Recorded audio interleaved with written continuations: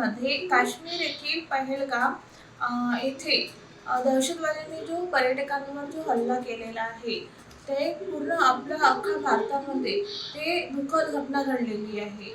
यामध्ये जी सोशल मीडियावर काही पीक व्हायरल झाले होते, त्यामध्ये मी नवविवाहित जे जोडपे आहेत, त्यांची मी माझ्या कलेद्वारे मी 3D रांगोळी साकारलेली आहे आणि एक आर्टिस्ट म्हणून माझे जे दुःख आहे, ते मी माझ्या कलेद्वारे मी त्यांना भावपूर्ण श्रद्धांजली मी अर्पण केलेली आहे.